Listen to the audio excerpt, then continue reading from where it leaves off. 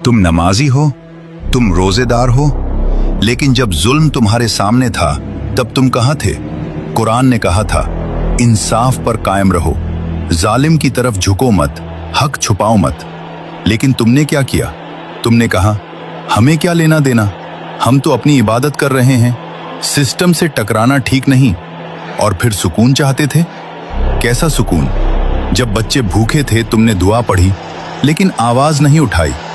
जब सच दबाया गया तुमने आयत सुनी लेकिन कदम नहीं बढ़ाया। तुमने कुरान को शेल्फ पर रखा, दिल में नहीं।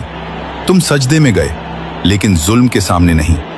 याद रखो, कुरान सिर्फ सुकून देने वाली किताब नहीं है, कुरान अकाउंटेबिलिटी है। नमाज अगर तुम्हें जालिम के सामने सीधा खड़ा नहीं कर सकती तो वो सिर्फ हरकत है, इनकलाब नहीं। तुम इतने कमजोर क्यों हो? तुम्हें मरने से डर क्यों लगता है? क्या तुमने अपनी बीवी पर जुल्म किया सिर्फ इसलिए कि वो बेटा पैदा न कर सकी और तुमने उसे छोड़ दिया? अल्लाह की जंग तुम्हारे साथ है।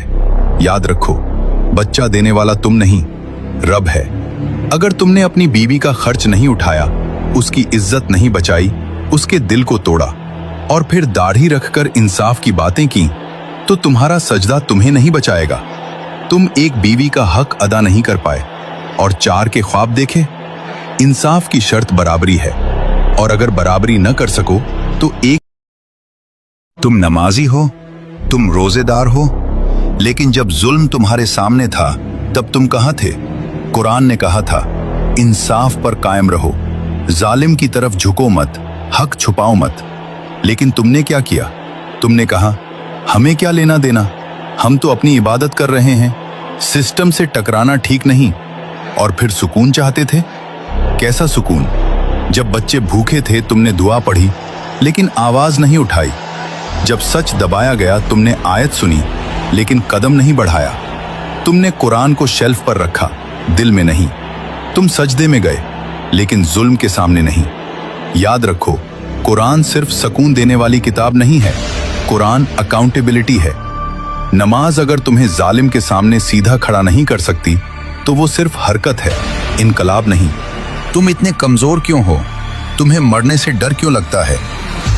क्या तुमने अपनी बीवी पर जुल्म किया सिर्फ इसलिए कि वो बेटा पैदा न कर सकी और तुमने उसे छोड़ दिया? अल्लाह की जंग तुम्हारे साथ है। याद रखो, बच्चा देने वाला तुम नहीं, रब है। अगर तुमने अपनी बीवी का खर्च नहीं उठाया, उसकी इज्जत नहीं बचाई, उसके दिल को तोड़ा और फिर दाढ़ी रखकर इंसाफ की बातें की, तो तुम्हारा सजदा तुम्हें नहीं बचाएगा। तुम एक बीवी का हक अदा नहीं कर पाए।